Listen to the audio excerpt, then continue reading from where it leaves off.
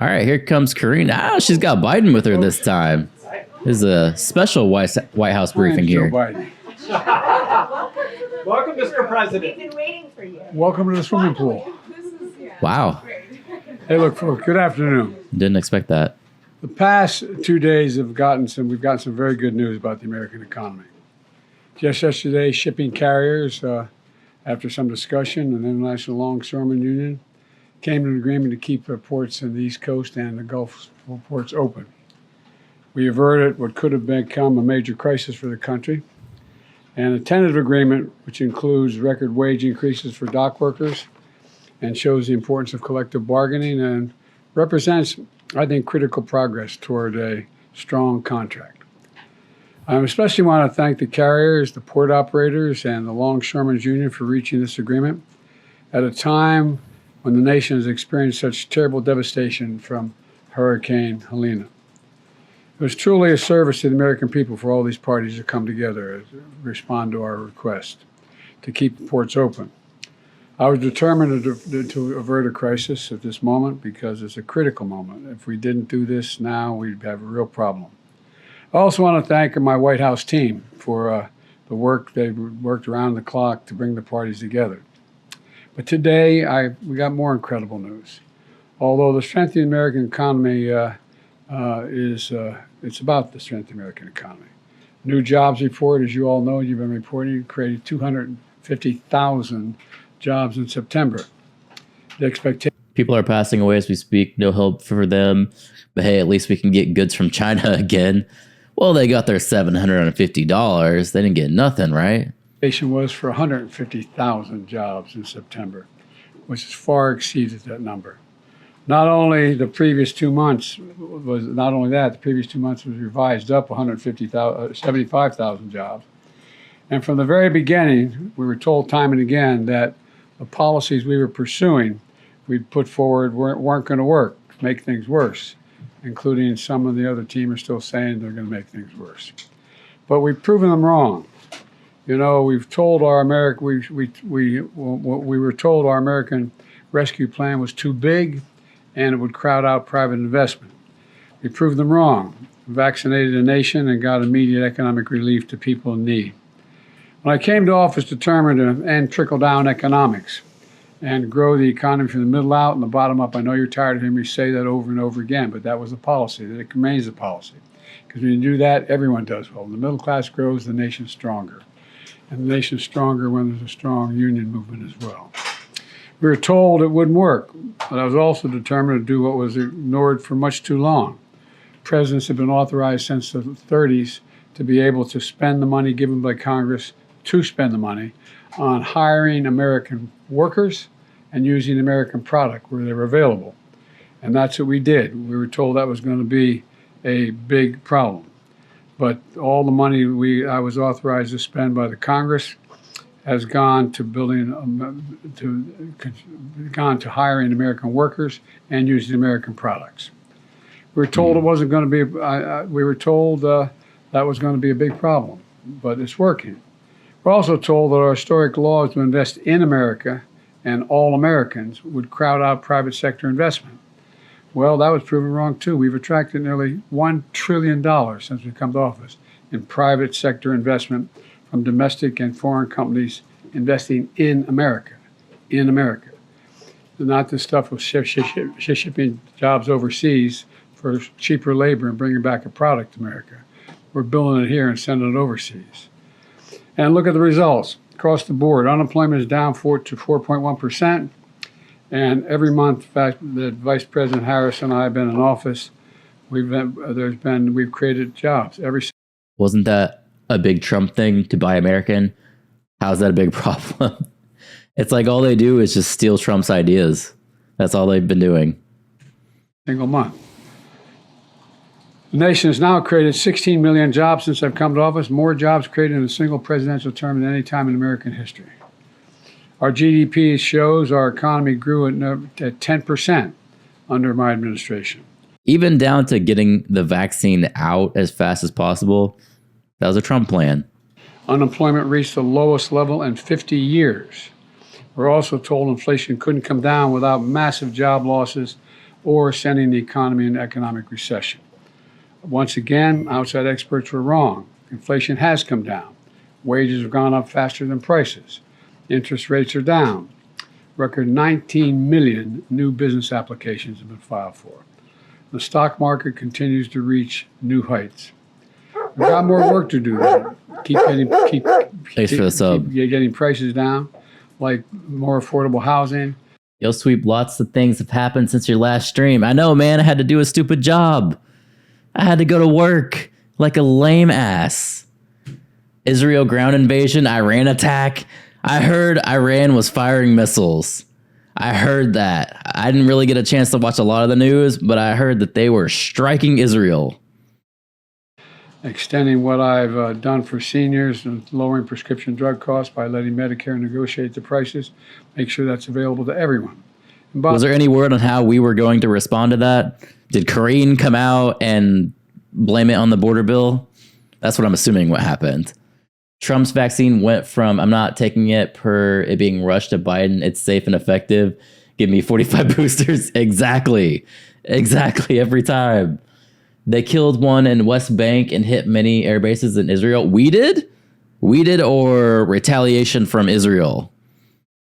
By the way, what we've done so far, just when we brought down the prices for seniors under Medicare, it saved the taxpayers billions of dollars. Billions of dollars. Saved the taxpayers billions of dollars. That's important to note. Are you mean from the Iran attack? I gotcha. But did they retaliate? That these companies are charging. Simple fact is, we've gone from Iran missiles. So are we going to respond? Was that question asked, or is that going to be asked here in this briefing? Crisis to literally having the strongest economy in the world, and but we've got more work to do. We've got more work to do to deal with the things I've just mentioned, and we're going to have to deal with unforeseen cost of what this hurricane is going to cost. It's going to cost a lot of money. And I'm going to probably have to ask the Congress before we leave for more money to deal with some of those problems. But that remains to be seen. I'll take a few questions before I turn it over to... Oh, sweet. He's going to take questions. I'm surprised that he was actually going to do that. You pick up people. Okay. Yes, sir. Yes, sir. Go ahead, Josh. Thanks again for doing this, Mr. President. 2 questions. The first, Florida Senator Marco Rubio described today's jobs report as having fake numbers. What do you make of that? Oh, he's laughing. How worried are you that many Americans are hearing that the jobs numbers aren't real? Look, I'm going to be very careful here. If you notice, anything the MAGA Republicans don't like, they call fake. Anything. The job numbers are what the job numbers are. Is Marco Rubio really MAGA? I know he's Republican, but MAGA Republican? I don't know about that. They're real. They're sincere. They're what we are. And by the way, just look at how the EU talks about us, how they like to have an economy like ours. Just talk about the rest of the world looks at us and what we're doing. So I don't want to get going. And then secondly, could you clarify some of your comments yesterday with regard to strikes on Iranian oil facilities? What did you mean by them, given some of the reactions we're seeing in the market? Here we go. Well, look, the Israelis have not concluded what they're going to do in terms of a strike. Okay, so that's where we're at. They haven't said anything. We don't know what they're going to do to retaliate. Haven't the job numbers been fake for the past 3 years? It depends on who you ask. So yes. That's under discussion. I think there are, if I were in their shoes, I'd be thinking about other alternatives than striking oil fields. Good, Richard. Thank you, Karine. Thank you so much, Mr. President, for being here. This week, Senator Chris Murphy said it's certainly a possibility that the Israeli government is not going to sign any diplomatic agreement prior to the election, which is what you have been calling for so long, potentially to try to influence the result. Do you agree? Do you have any worries that Netanyahu may be trying to influence the election and that's why he has not agreed to a diplomatic solution? No administration has helped Israel more than I have. None. None. None. And I think Bibi should remember that. And whether he's trying to influence the election or not, I don't know, but I'm not counting on that. You've said many times recently that you want to speak to him, that you plan No, to. I didn't say plan to. I didn't say want to. You don't want to? No, I didn't say that. You're making it sound like I'm seeking and What? speaking. I'm assuming when they make the decision of how they're going to respond, we will then have a discussion. Thank you. Thank you, Mr. President, for being here. What are you advising? Does Biden know that Israel isn't going to ask for permission anymore? They got their toys. They're going to do whatever they want. They're doing it now. They've been doing it. Exploding pagers. There you go. The Israelis to do in terms of their retaliation to Iran? And at this point, you still haven't spoken to Netanyahu. Is it fair to say that you have little personal influence over what he decides to do? No. Look, our teams are in contact 12 hours a day. They're constantly in contact. I've already had my presidential daily brief. We've already had interface between our military, the diplomats. It's in constant contact. They are trying to figure out, it's the high holidays as well. They're not going to make a decision immediately. And so we're going to wait to see when they want to talk. But over the past few months, they've consistently defied your administration's own advice. So do you believe that the Israelis are going to listen to the advice you're giving them? That's your question right there. What I know is the plan that I put together received the support of the UN Security Council, the vast majority of our allies around the world, as a way to bring this to an end. Look, the Israelis have every right to respond to the vicious attacks. Dude, that's huge. He's saying they have the right to respond. They're going to start fighting Iran. That's a big deal. Them, not just from the Iranians, but from everyone from Hezbollah to Houthis to anyway. And but the fact is that they have to be very much more careful about dealing with civilian casualties. So how should they respond? You expressed concerns about attacks on Iranian oil facilities. How should they respond? That's between me and them. All right, we got to move on. Go ahead, Tam. The election is What? They just cut her off? That was a good question. He was asking how they should respond. Do you think Biden came out to show how crazy he is? It's like your racist uncle with dementia at the family barbecue. Yeah, I don't think he's really helping. And, you know, I've thought that he's been checked out for quite a while and just kind of riding it to November. Why didn't they let him answer that question? That was a good question. a month away. One, I'd like to know how you're feeling about how this election is going. And then also, do you have confidence that it will be a free and fair election and that it will be peaceful? Two separate questions. Very much. I'm confident it'll be free and fair. I don't know whether it'll be peaceful. The things that Trump has said and the things that he said last time out when he didn't like the outcome of the election were very dangerous. Gotta hope Iran and Russia don't team up. We're almost depleted on resources. Yeah, I mean, that's likely, though. Let's be real. If you notice, I noticed Backed by China. that the vice presidential Republican candidate did not say he'd accept the outcome of the election. They haven't even accepted the outcome of the last election. So I'm concerned about what they're going to do. Are you making any preparations, getting security briefings related to domestic security? I always get those All right, briefings. we got to move on. Go ahead, Keila, and then we have to do a couple more. She's rushing through all these questions. I don't know why they brought him out. They were just going to rush him through all the questions. It makes no sense. That's a good question. They're talking about like Trump supporters actually going on the offensive. They think that he wasn't given a fair election. That could happen. I could see that. I even talked about with my wife about that if Trump doesn't win, there could be some kind of riots going on. There are issues with mail-in ballots being destroyed in the hurricane area. There's going to be an issue there. Yeah, sure. Of course. And you know, there could be some kind of conflict coming from that. Hi, Mr. President. When are you considering imposing sanctions on Iran, and would you include oil in those sanctions? That's under consideration right now, the whole thing.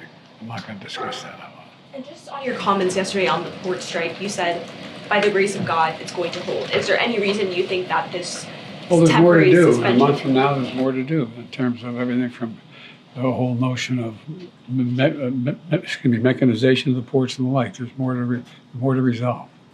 Go ahead, Daniel. Thanks, Green. Thank you, Mr. President. Last night you said that there's still a lot to do to avoid an all-out war in the Middle East. I mean, firstly, aren't we pretty close to that definition already? And secondly, what can you really do to stop that happening? There's a lot we are doing. The main thing we can do is try to rally the rest of the world and our allies into participating like the French are in Lebanon and other places. I'm kind of surprised that we didn't respond at all. Like there was no like defense of Israel. We didn't do anything. We just kind of let it happen. And we're leaving it up to Israel to form some kind of plan that we're going to back. To tamp this down. And but when you have proxies as irrational as Hezbollah and the Houthis, and it's a hard thing to determine. Go to Toulouse. I gotta go, kid. I know.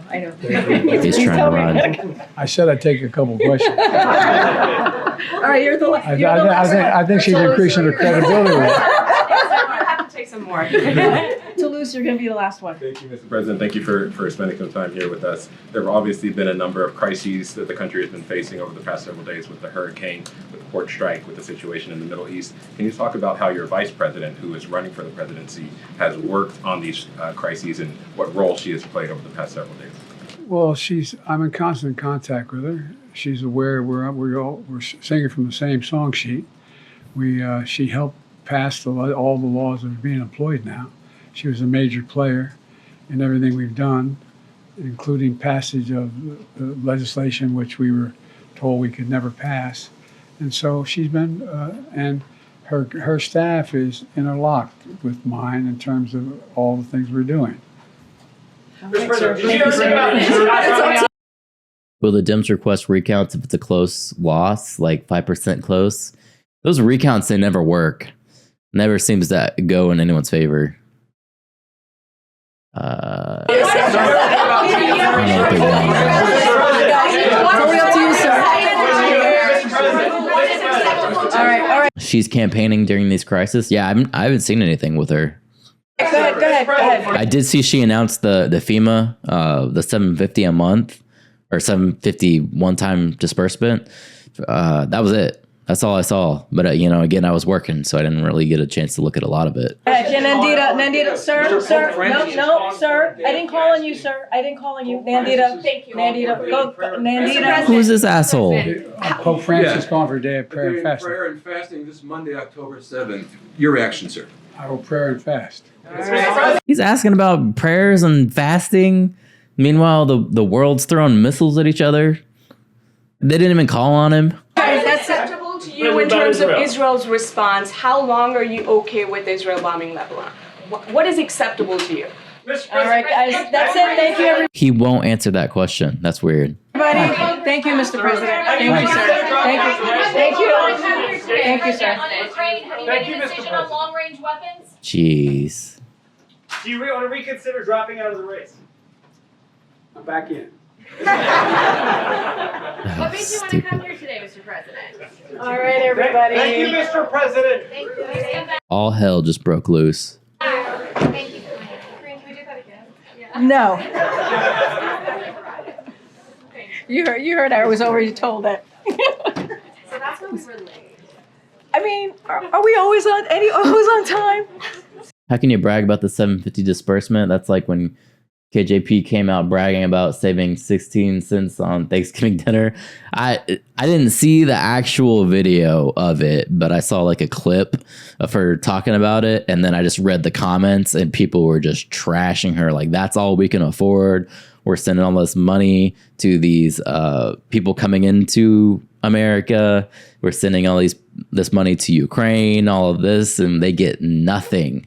And knowing Florida, their homes are destroyed, right? In Florida, they're going to battle with the insurance, and they're probably not going to pay out anything. but yet they have these crazy high insurance payments that they're paying every month.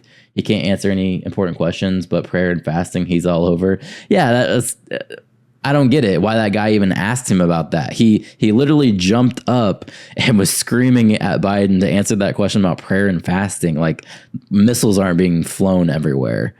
Like, really, I'm not even bashing religion. Religion's fine, but what's important right now? I could call myself out for that. All right, everybody. Thank you so much. Thank you, Mr. President. Okay, so this week the United States has faced a number of competing challenges, from tensions in the Middle East to a port strike that threatened our nation's supply chains to a historic hurricane that washed away entire communities. Moments like these underscore the importance of American leadership and resolve, and they show what is possible when we come together. Under the leadership of President Biden and Vice President Harris, we were able to successfully protect our allies, ensure the viability of critical supplies, stand up for good-paying union jobs, and get resources to people impacted by the storm in North Carolina and beyond. In the Middle East, the president showed that our ironclad support for Israelis' security is not just a talking point, it saves lives. Prior to Iran's attack on Israel, the president convened his national security team in the Situation Room to monitor developments in real time, ensure we were prepared to assist in Israelis' defense and protect U.S. personnel in the region. Under the president's leadership, the United States successfully defended Israel from Iran's missiles, standing shoulder to shoulder with the people of Israel. On the home front, the president and his team brought union workers, ocean carriers, and port operators to the table to successfully resolve a strike that threatened U.S. supply chains and the economic progress this president has made to lower prices for the American people. And in the southeast United States, the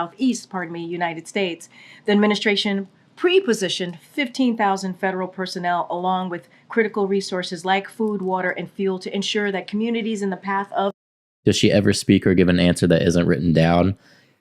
Sometimes she flies off the cuff, but today especially, they are going to be hammering this woman. The questions that are about to fly at her, you can tell like she's nervous, and I don't blame her because she's about to get some hot questions coming in. Of Hurricane Helene were prepared ahead of the storm. Now we are getting more resources into the hardest hit communities every day, and we have provided over $45 million directly to individuals and families to help them recover. And a wide range of bipartisan officials, including the governors of every affected state, are working together with us and have praised the federal response. These responses underscore why leadership matters. The president's leadership in this moment helps to save lives, protect critical alliances, and ensure that our economy remains strong. But more importantly, it proves that nothing is beyond America's capacity when we do it together. That's her fault for avoiding the questions for a week. Yeah, we'll see what she has today. Probably blame it on the border bill. We'll see that probably incoming in a little bit. And really quickly, because I know you all or how can we divert blame for a hurricane on Trump? That's what we have to think about.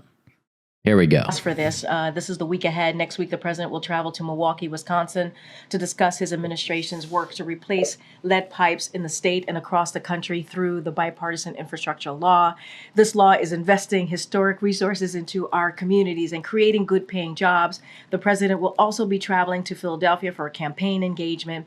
He will also travel to Germany and Angola to underscore the enduring strength and importance of two strategic bilateral relationships in addressing a comprehensive range of global challenges. The value of strong alliances and partnerships in the defense of freedom and democracy has never resonated more in Europe, Africa, and beyond. President Biden has made revitalizing our international alliances and partnerships a key priority, recognizing that today's challenges require global perspectives and shared responses. Those are the details I am able to share with for now, but certainly we will have more in the upcoming days. And finally, we have Lael Brainard, our national economic advisor to the president. That's her nervous tick, as she knows things are about to go down. The hurricane was caused by Trump pulling out of the Paris Climate Agreement. Exactly. I was thinking something about something with immigration because Trump didn't allow the border bill is why they have to spend the extra money on the immigrants, which means less money goes to people who are hit by the hurricane, right? Because there's only so much money to go around. She's going to provide more information on how the president helped reopen our ports, as well as the strong job market economy report that we saw today, showing that more than 250,000 jobs this September under the President Biden. We're just giving her ideas. Where's she going? Oh, there we go. Who's this? Well, thanks, Karine, and it's good to see everybody today. It is a good day for American workers and families. We saw more than 250,000 new jobs created in the month of September. Yeah, right. We saw unemployment back down to 4.1% at a time when inflation is back down to pre-pandemic levels. The East Coast and Gulf ports are opening back up, and dock workers are getting back to work on the basis of a strong tentative agreement on wages and a contract extension between the International Longshoremen's Association and the United States Maritime Alliance.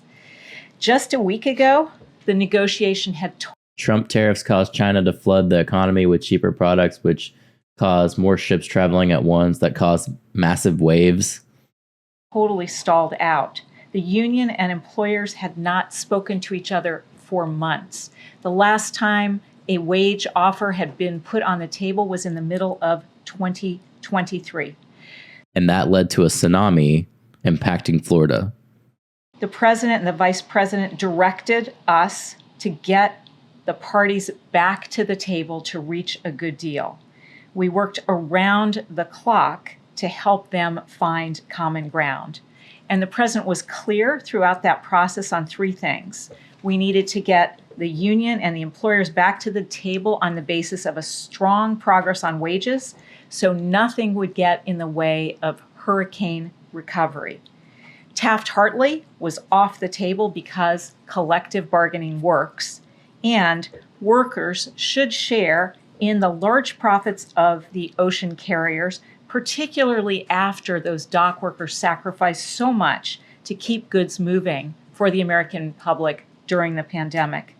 And as a result of the hard work that I undertook along with Secretary Buttigieg, Secretary Sue, a number of people in the White House, we are seeing dock workers get a fair share of the industry's record returns.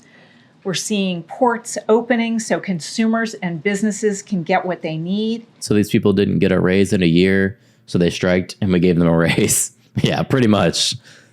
And we don't expect to see any effects on our economy or for... We were greedy. We didn't want to give them a raise, but then they quit working and we realized how important they were. So we gave them a raise. Consumers, businesses, and farmers, because we have strong supply chains that we built in the wake of the pandemic. The president and the vice president have consistently supported the collective bargaining process. When employers and workers come to the table, they find a good outcome. That's a vastly different approach from previous administrations that might have busted unions and rolled back worker protections. And finally, I would simply say that the data that we're seeing, the data we saw last week, confirms that our economy is delivering for workers. All right. I'll take a couple of questions. Go ahead, Sally. How can a government who is always threatening to shut down tell other industries not to shut down? It kind of shows you how not important the roles of the government can be at times. They are important, but a lot of it could be done in less of an amount of time. It kind of shows that them shutting down isn't as important. They're not as vital as a function. Thank you so much for being here. Would you say at this point that the U.S. has achieved a soft landing? And if not, at what point will we be there?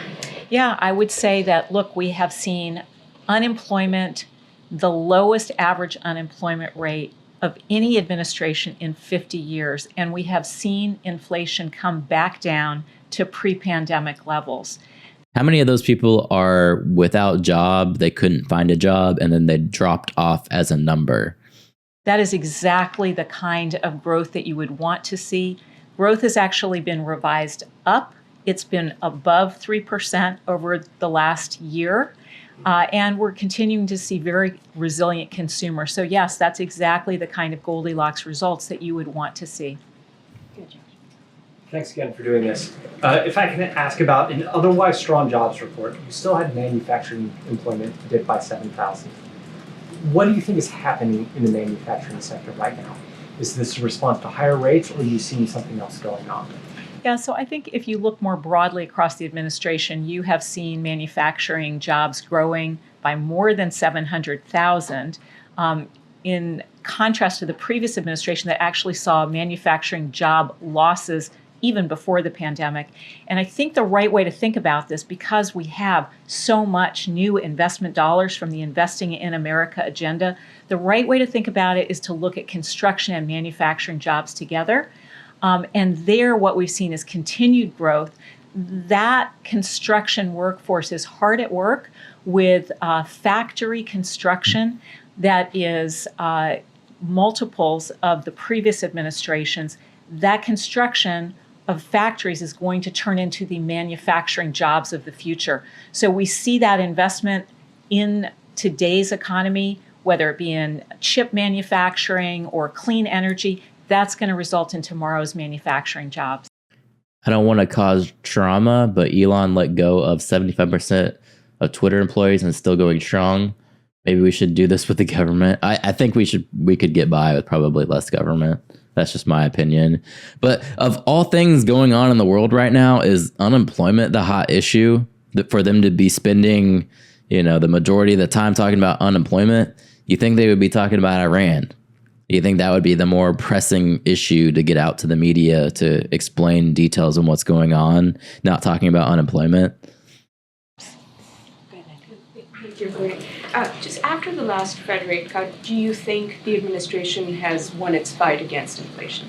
So I would say if you look at the data on inflation, it is now back down to pre-pandemic levels. Don't forget, nobody said that could happen with a strong labor market. I think people just really need to go back and see some of the predictions.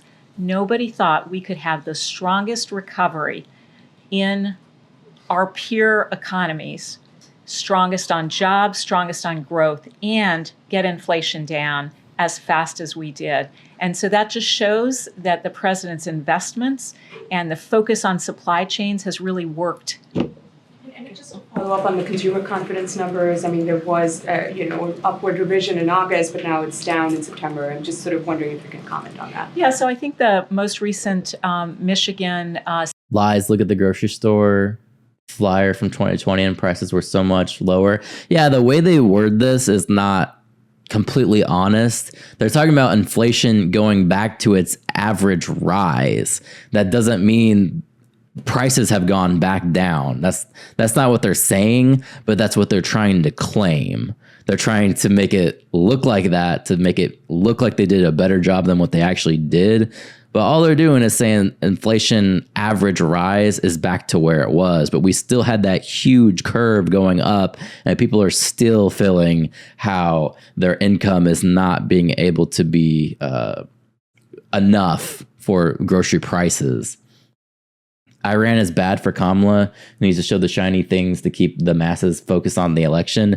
I think Iran firing missiles is such a huge thing that they can't avoid it. Just not responding to it is going to make them look even worse. They take credit when it goes down, but never take the blame for it going up. Yeah, that's absolutely true. And I wouldn't expect them to take credit for inflation going up, but I would expect them to explain the logic a little bit better than trying to say, "Oh yeah, we conquered inflation." No, you didn't conquer inflation. That's not really how those numbers work. Sentiment numbers actually are showing strength. And, if you look at what consumers are talking about, they're talking about good jobs, good job opportunities. And we've seen a lot of people. In the basic way of thinking about it, you have an item And 1 year it goes up by $20, but the average rate that it would increase in price was $2. And then that year it increased by $2. And then they throw their hands up in victory and they go, "We did it, guys, we won." And they're not thinking about the $20 increase now that people can't afford that item anymore. It's stupid. Their logic is insane. People moving into new sectors with better wages.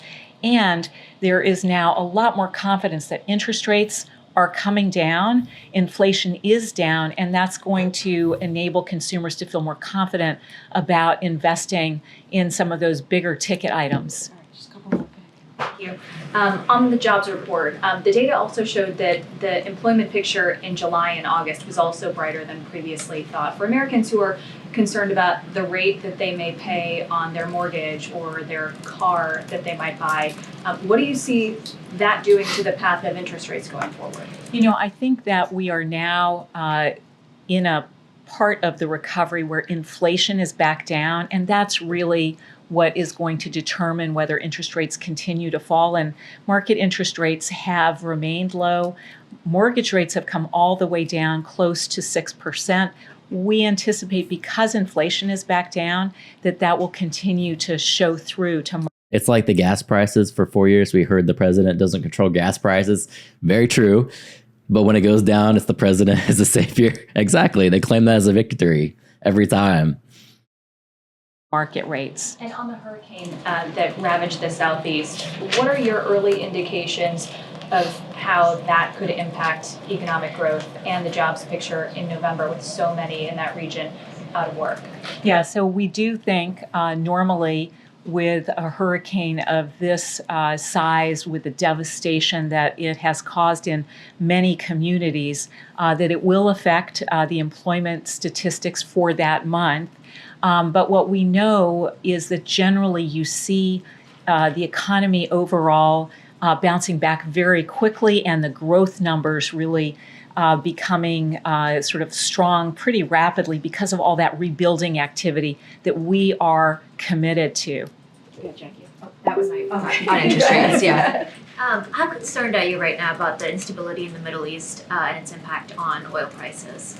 Yeah, so it is something that we track very closely. Obviously, prices at the pump right now, $3.18 on average. Not that I track it closely, but that is today's number, and below $3 in many states. We believe that global markets are well supplied and continue to expect that in the U.S. we'll continue to see those low gas prices. And of course, we have really effective ways of addressing some of those geostrategic volatility. We've used it in the past. We have the capacity to use it again. So right now, markets are very well supplied, and we anticipate them to remain so. All right, last question. Oh, Jared? Oh. Yep. Okay. No, I can go to Garen too. A federal judge in Missouri issued an injunction blocking the president's student loan program hours after a judge in Georgia allowed it to advance. What is the White House's message to this dizzying legal battle, and that was lifted up as an economic policy, particularly closing the racial wealth gap? And what is your message to Black and Brown Americans who are really relying on this relief? Yeah, so student loan debt relief is so important for so many young people who are trying to build wealth, particularly for people who are first generation, to be able to invest in small businesses, to invest in starting a family, to invest in a house for the first time. So we are going to continue to work to deliver that debt relief to so many students who deserve it. I do want to say that we have 5 million Americans who have already received debt relief, and you can go on TikTok and other social media platforms and see their testimonials, what a difference it makes in their lives. And that is why the president, vice president, going to continue working so hard to deliver. Thank you so Thank much, you. Leo. Thank you. Thank you. All right, they're going to rush her off. Security, the numbers are rising according to the USDA. Food insecurity numbers? Food insecurity numbers on the rise. Not right now. She said, "Not right now." To you, sir. What? Like that was her child. Not right now. I'm just not. We just, no. Nice if he would be less disrespectful in the She said, bruh, no. You better not. room. Just asking questions. Inappropriately. Okay, go ahead. He said I was just asking a question inappropriately.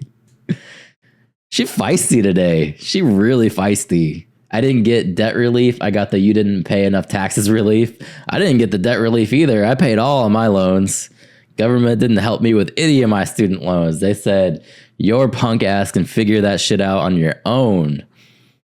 Josh, I don't know if maybe you guys are done with me. Maybe I can walk out. you guys got all the best. You guys got all the best. Go ahead, Josh. So we were to like zoom out. Yeah. President Biden came in here today. Yeah. He's going to be with Pennsylvania Senator Bob Casey this week.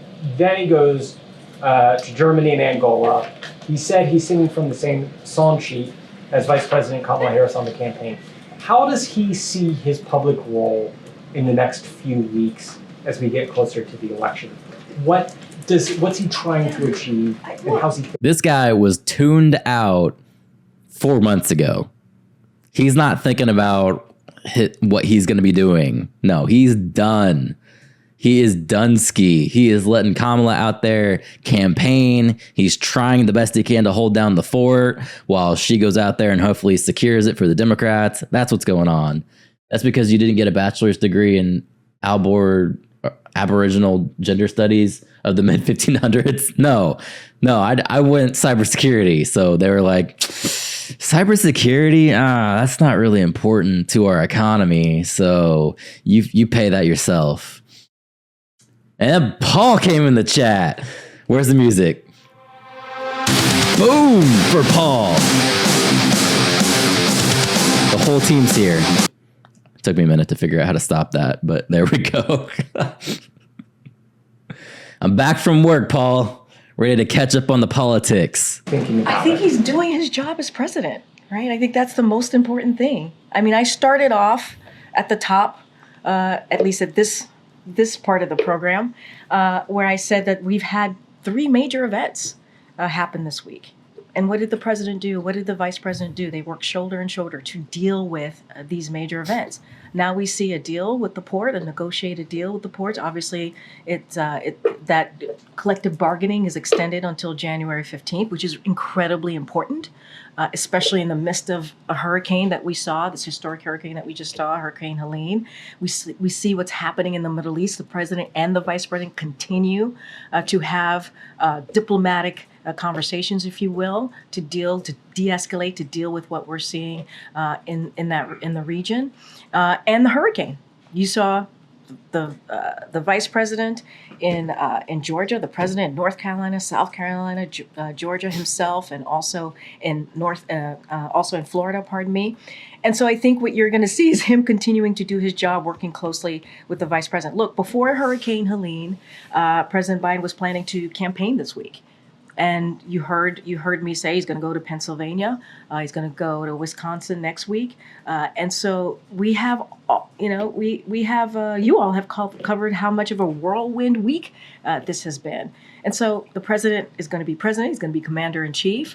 And obviously he's going to be supporting his vice president. I can't speak specifically about the campaign because thanks for the sub. Respect. Cool shirt, bro. Here, at least. This is my Hawaiian shirt from when I actually lived in Hawaii. I'm reliving my glory days in the Hawaii. For myself as a federal employee and many of us here. And so, look, he's going to continue to do the work that he's doing. We saw strong jobs numbers. That's one of the reasons he came out. He came out because he wanted to talk about that. He wanted to talk about what we have seen this week.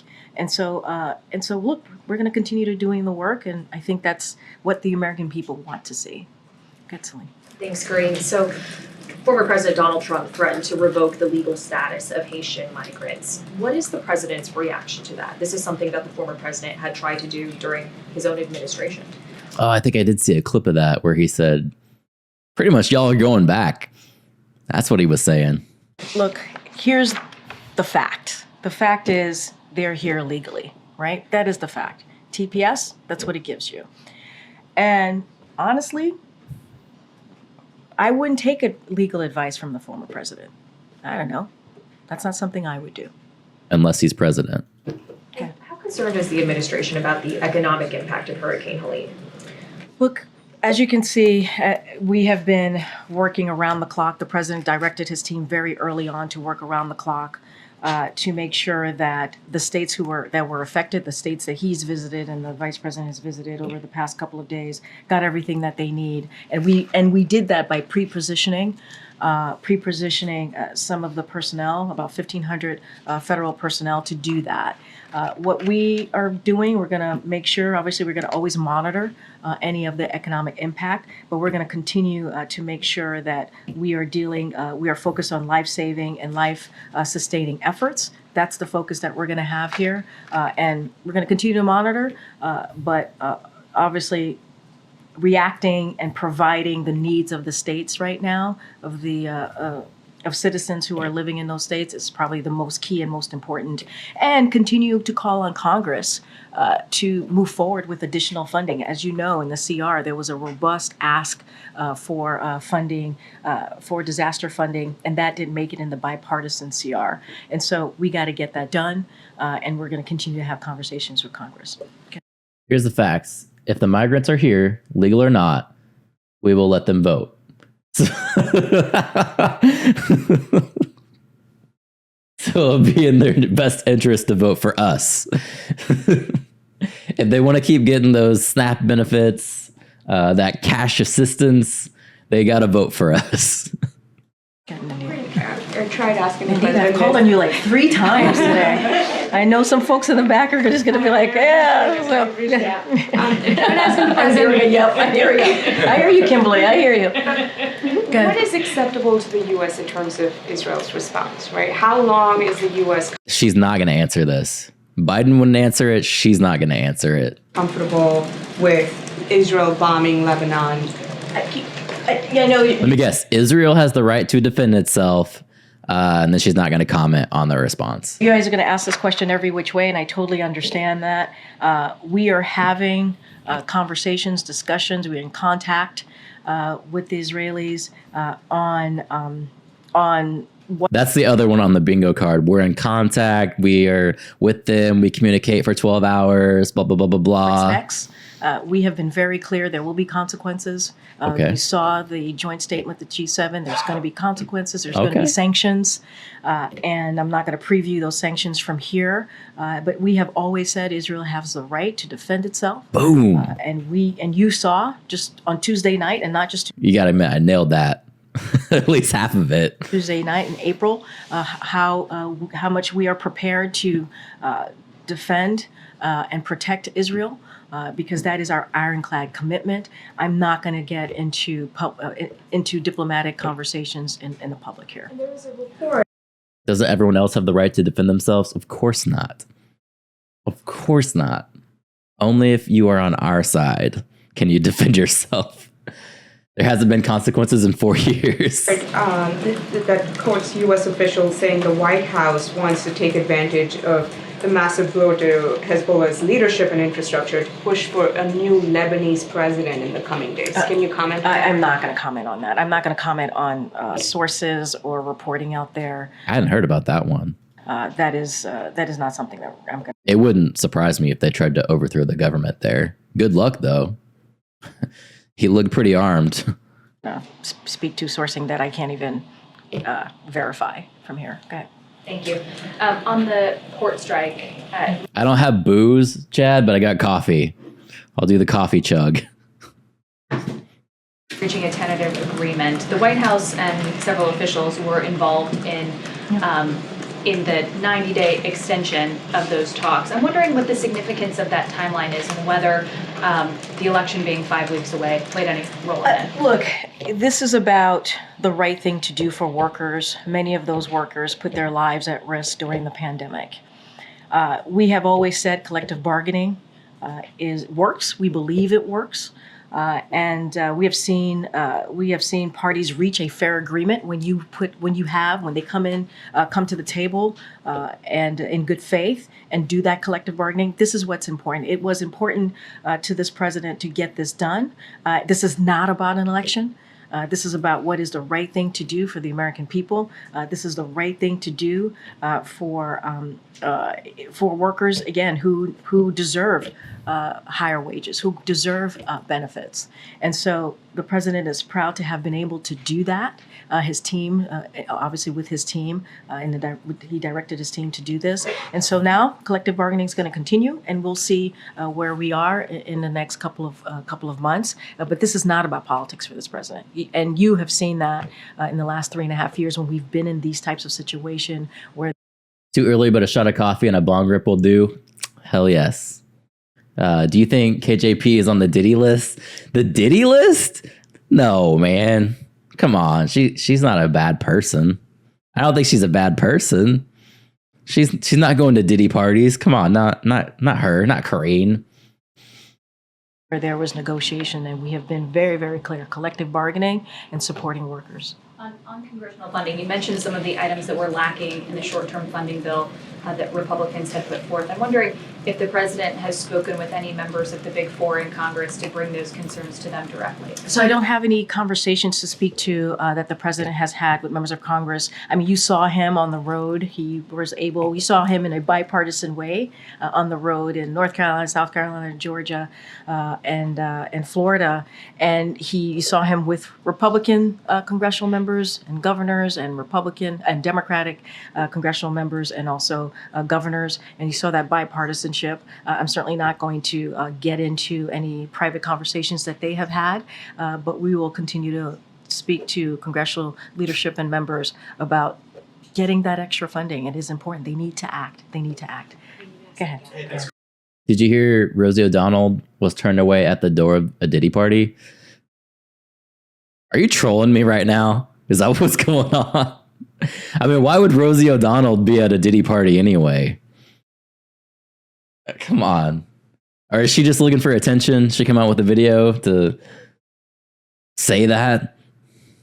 Great. Can you talk about how President Biden will be marking Monday's one-year anniversary of the October summit attack on Israel? So obviously it's going to be a painful day for many, including for all of us here.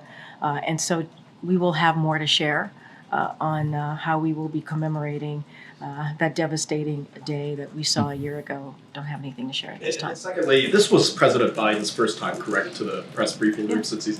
Why and you're not, welcome. You're welcome. I could see Rosie O'Donnell snitching on them. And so he probably wouldn't want her there, allegedly, if he was really doing all this crazy stuff, which with the huge evidence that's against him right now, I'm assuming Diddy's probably a bad guy. Can we all agree that Diddy's probably guilty? Just saying.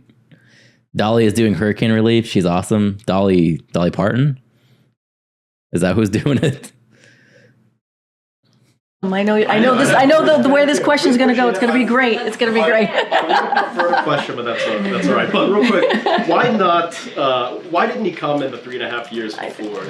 Why? I mean, he came today, and you got to see him, and you were here. He had the opportunity. Oh, man. Come on. Come on. He was here. He took your questions. Oh, yeah, you're right, Chad. I see Dolly Parton is a major retailer teaming up for Helena relief.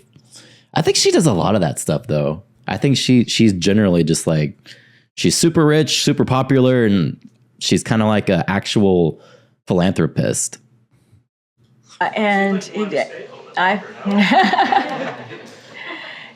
He is every Friday. Not like the Bill Gates kind of philanthropist. She's the actual, like, trying to help people. Friday with the POTUS. Friday with the POTUS. You guys got to bring the ice cream. Okay, I'm going to do a couple more. Go ahead. I haven't called on you. Go ahead. Thank you, Kevin. I want to go back to Haitians and the TPS, but first, it's another week of misery in Haiti. There was this report from the World Food Program describing acute hunger. What more can the U.S.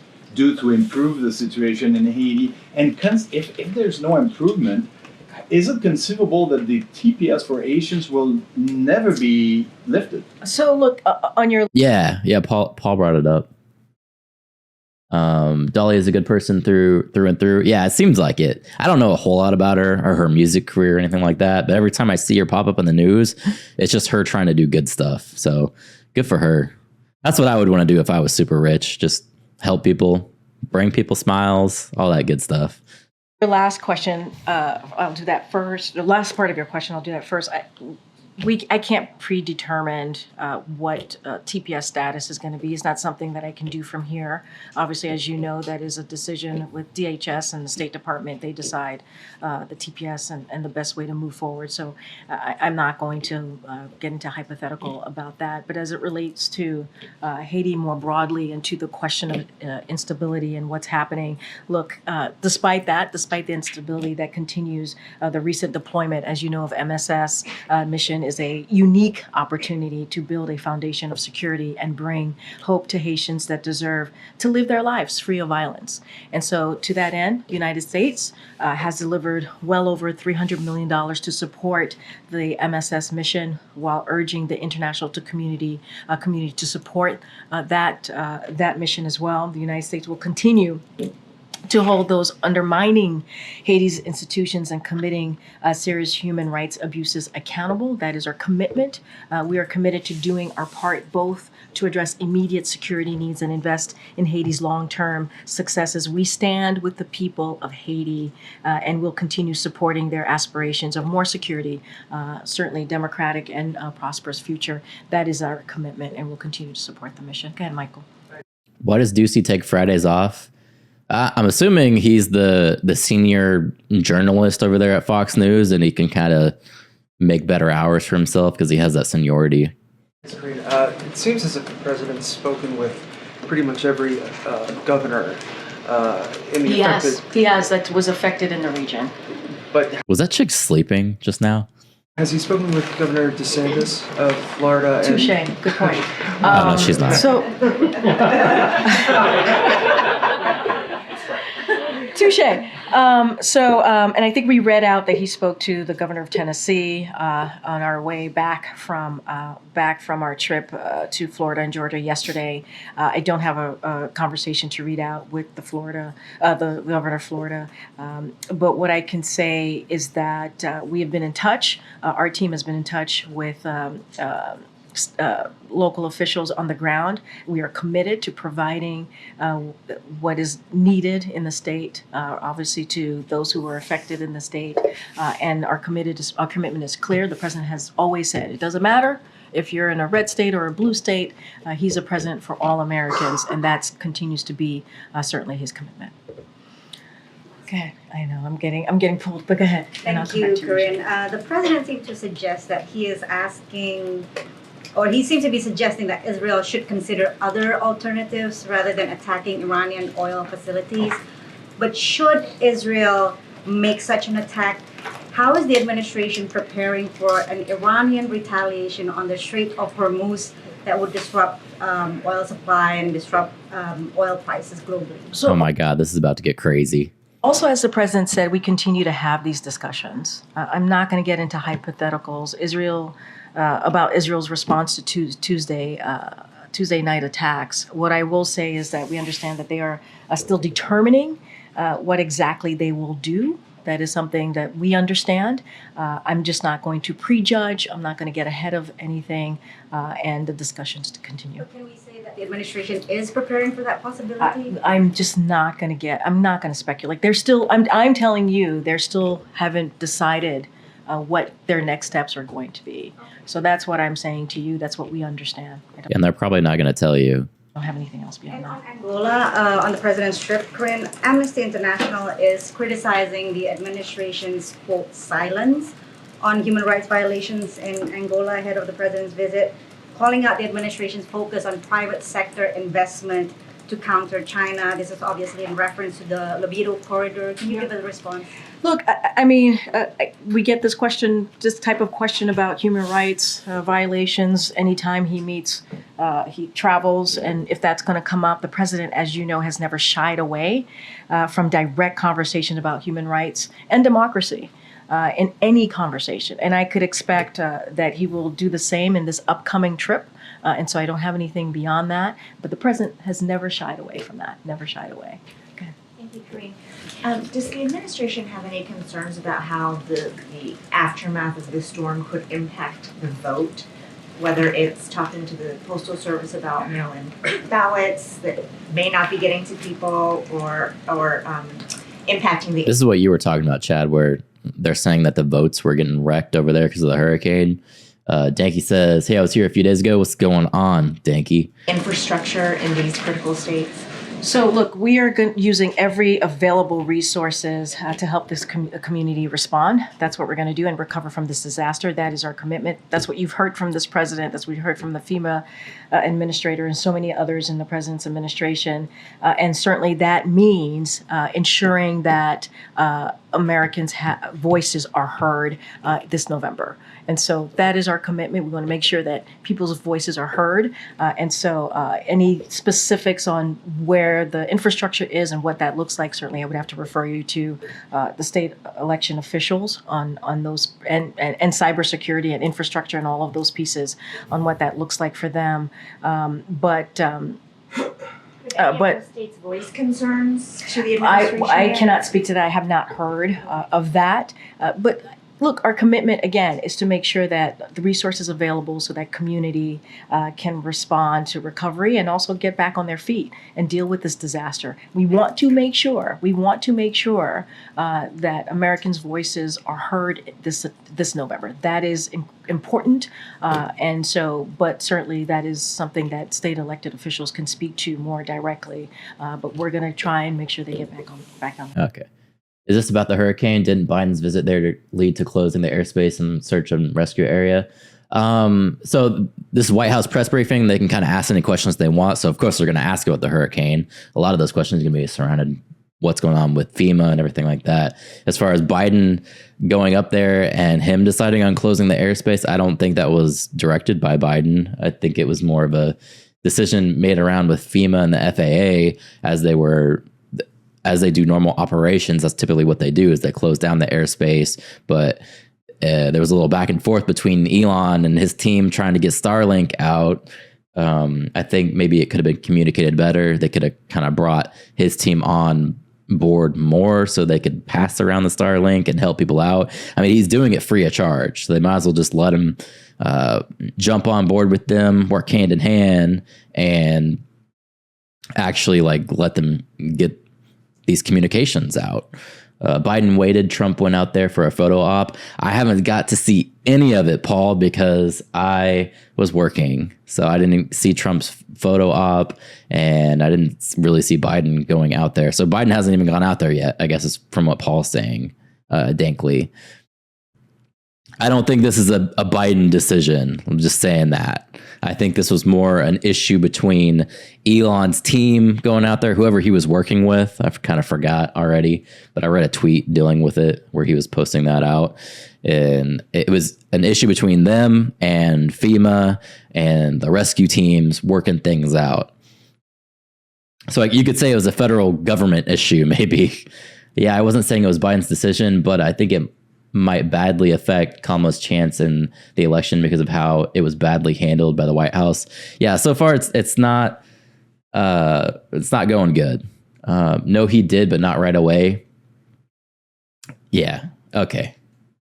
I'll have to look into that more. But yeah, there's definitely some issues going on with Elon wanting to give them out Starlink and basically them not being authorized to operate in the airspace. And typically they would do that because, there's a search and rescue team going out. They don't want more people out there getting, caught up in that, and they got to go out and rescue those people as well. So in a way it makes sense, but in this situation where communications are so vital, they probably should have not just shut them down. They probably should have negotiated, worked a better system. That's just my opinion. I know I haven't called any yet. Thank you. Former President Trump is accusing the Biden administration of using FEMA funding to support undocumented migrants. How is the White House responding to that? Oof. And I saw this brought up a lot too, where they're like, you're giving all this money to undocumented immigrants, or the legal, I guess they're calling it, immigrants now. And the people in Florida are only getting $750. So WTF, government. I mean, it's just categorically false. It is not true. It is a false statement. Well, explain it. And look, the fact of the matter is, I think Washington Post fact checker did a piece, and the headline recently, just moments ago, not too long ago, I'll see if I can find it. The headline was, "No, Biden did not take FEMA relief money to use on migrants, but Trump did." I'll leave it there. Blame it on Trump. Secretary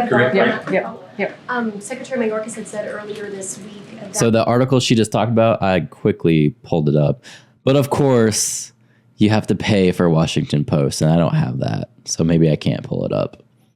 Yeah, they won't let me look at it. These bastards. There's one by NBC News that should be...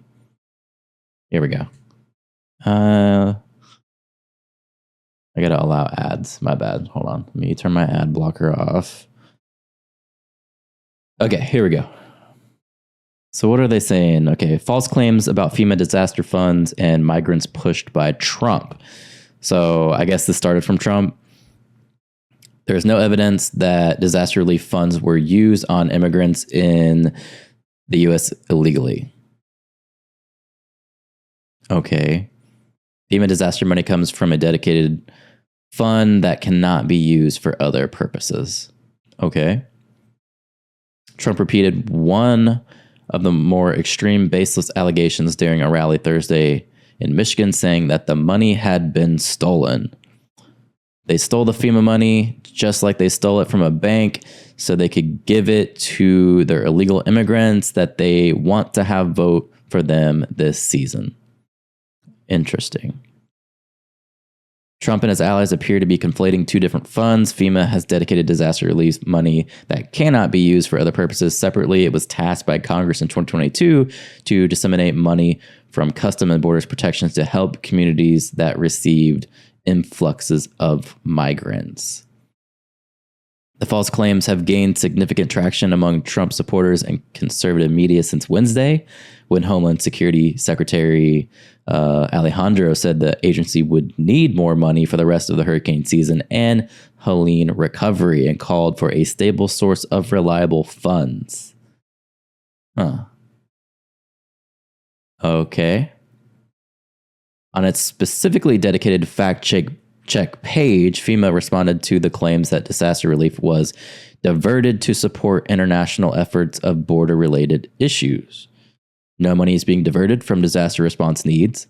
FEMA's disaster response efforts and individual assistance is funded through the Disaster Relief Fund, which is a dedicated fund for disaster efforts. Disaster Relief Fund money has not been diverted to other non-disaster relief efforts. So they're trying to say that it's different pots of money, apparently, is how they're going to go with this one. What do y'all think about that? Do you think that Kamala will be a good president if she wins the election? We'll figure that out when we get there, I guess. Do you believe Donald Trump is a threat to democracy? Not really. Trump just makes shit up. Truth doesn't matter to that POS. Interesting. It's pretty common for a government agency to have different pots of money, and then one part of a program needs more than the other, and they can't transfer the monies back and forth. I know it sounds stupid, but it happens all the time in the government. So I guess I get where they're coming from. They can't just divert funds. It doesn't work like that. It's not like a business where you can just say, my business has this much money and I can give it to anywhere I need it to be. The government doesn't work like that. I can tell you. That he was concerned that FEMA didn't have enough funding until the end for the rest of the hurricane season. Now that President Biden has seen the damage firsthand in the Carolinas, Florida, Georgia, heard him say at the podium he may have to call Congress back from recess. What exactly is he waiting for to be able to make that call? Look, here's the thing. We put forth a pretty substantial, robust, I mentioned this moments ago, to be part of the CR. We were disappointed that it was not part of the CR. And if congressional Republicans were serious, if they were really truly serious about doing something for the communities that was impacted by Hurricane Helene, they would join us in calling for additional funding. This is what we've been doing. And so if they're serious, they would get to work and get that done, just like with the border. If they were serious about the border, they wouldn't vote against their own bipartisan proposal. All right, border bill, time to drink. That they worked with us on. They're against it now. They weren't. They would move it forward. It would actually start fixing the broken system that we're seeing right now. And, you know, they can, if they really want to help us in dealing what we're seeing, whether it's at the border or getting more funding for disaster monies that's going to be needed to get into the communities, they should be serious. Congressional Republicans need to get serious here, and they're just not. Just a quick question on the port strike suspension. Is the White House going to continue to be in touch with ILA and sort of support those negotiations as they continue? I think, look, there's congressional collective bargaining continues. I think that's really important. That's what we're seeing, and that's what we want to continue to see. And so we will be in touch as necessary. But I think what's important is they came up with an agreement.